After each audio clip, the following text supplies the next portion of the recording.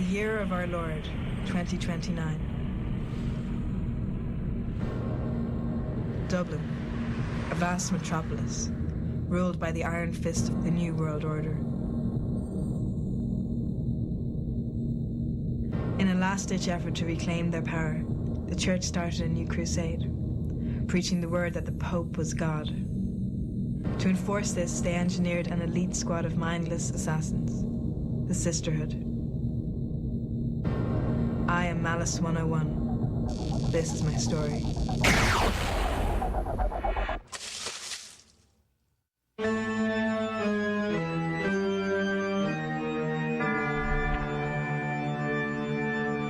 9/11 was the most obvious sign that there is such a thing as a New World Order. As a screenwriter, you kind of learn these things.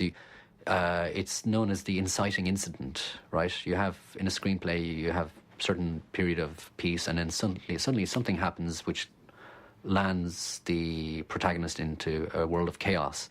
And that's what 9/11 did. It turned the world into chaos. It's almost like the entire thing, the entire New World Order apparatus has been scripted, and it's working like clockwork, and it's working like as if it was written like a screenplay. At this hour, American and coalition forces are in the early stages of military operations to disarm Iraq, to free its people, and to defend the world from grave danger.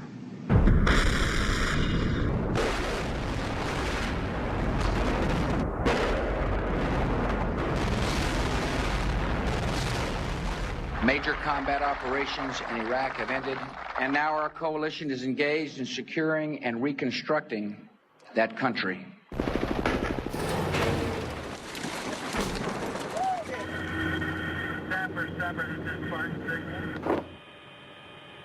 See what these guys gonna do. We're looking around. You're looking off the left? Yeah, that's where that guy just stopped. Or that just went through his truck. Okay. Now he's running off into the field. You see this? Yep. I got a guy running, throwing a weapon. Smoke him. Go ahead. Over by the other side. He just dropped the weapon. I'm engaging. Roger that. Range auto. All right, got auto range on it. Roger. Yeah, Roger. Engaging. Got him. Good. Second one. Hit the other one.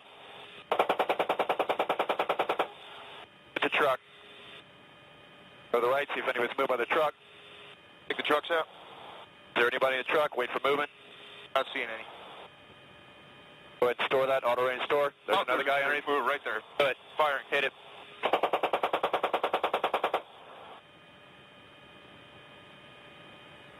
That's it. You come out of field of view. Roger.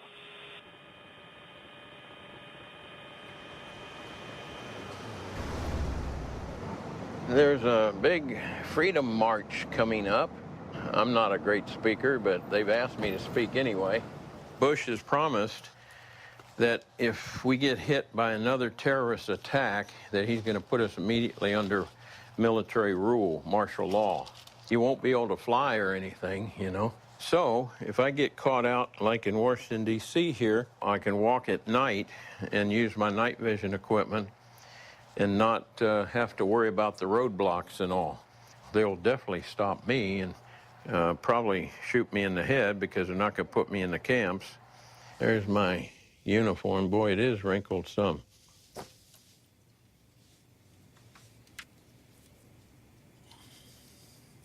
I put on 40 pounds, and I have high blood pressure, and I have sugar diabetes and a tremor. So I live in a very stressful world, and it's showing on me. It's showing on my health, and hopefully my health will allow me to keep going until we win the battle against these satanic forces that have come upon our nation and the world. You know, I won't quit till I'm dead. I have no reason to quit. We haven't won yet.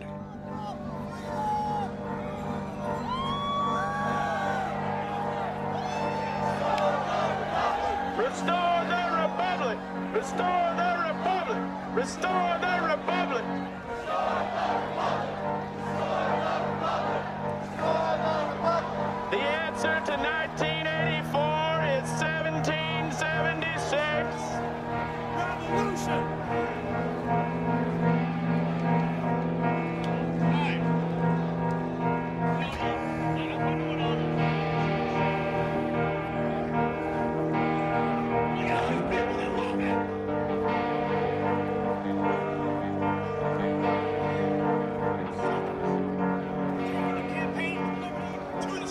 Jack, haven't seen you in 15 years. I'm ready.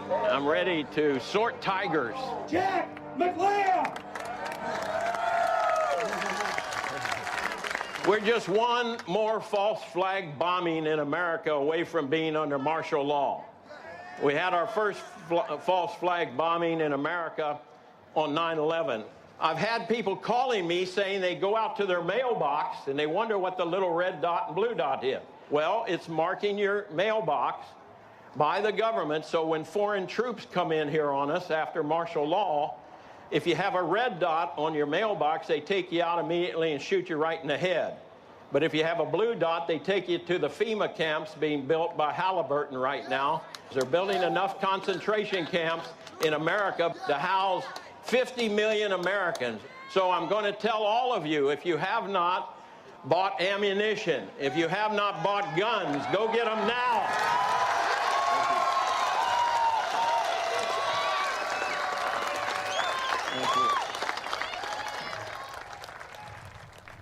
Hello, ladies and gentlemen. I'm so glad that you could join us today for this Wednesday, July 25th, 2001 broadcast.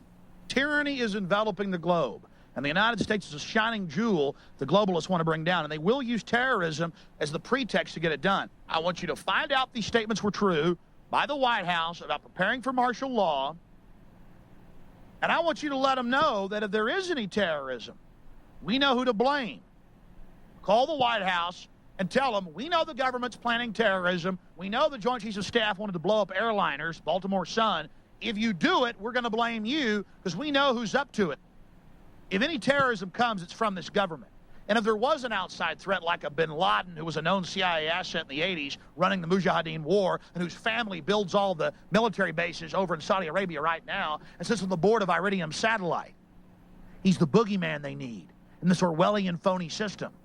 One of the favorite tactics of defenders of the Matrix or defenders of the false mainline reality that we're fed, that they use is, well, you guys just want to claim it's all a conspiracy and one centralized group runs everything because it makes it simpler for you and you want to bring order to things and it's scary for you. And they say, oh, you think that the government carried out 9/11 or elements of it did because that makes you feel better, that the government's in control, not that it's some guys in a cave. And I go, what are you talking about? I'd be a lot happier. It'd still be sad what happened, but I'd feel a lot better if it was rogue people in a cave because I'd know they were small and weak and, you know, probably couldn't strike me again. But to know that there are declassified U.S. government plans to carry out 9/11 style attacks, and to know they were running drills that day of it, attacking the buildings, the CIA was, to make NORAD stand down, and to know that the attacks were an inside job, that is horrifying. What do you mean I want to believe it's the government because it makes me feel better? That's 1,000 times more terrifying and frightening. Two successive quarters of negative economic growth have not been met. Very possibly. We actually had a loss of private sector jobs in the last report. We've seen an actual downturn in manufacturing. But I think what's very important is not only keeping it temporary and quick, as Chairman Bernanke said, but making sure you actually are addressing the key issues. By the way, we've been in a recession for at least 2 years. They're now talking about, could we be in one? And this package is hundreds of billions more dumped into the markets, which is just going to devalue the dollar more. Something needs to be done. And I'm just sick of being interviewed by TV. I'm sick of being interviewed, you know, and having people come into my life who are there for a few days, a few weeks, and you never see them again. I'm sick of it because I strike up friendships with people and then, you know, never see them again. Or more often than not, it's some fake liar who I wish would just say it's a hit piece and then I'd still talk to them. But they won't even give me that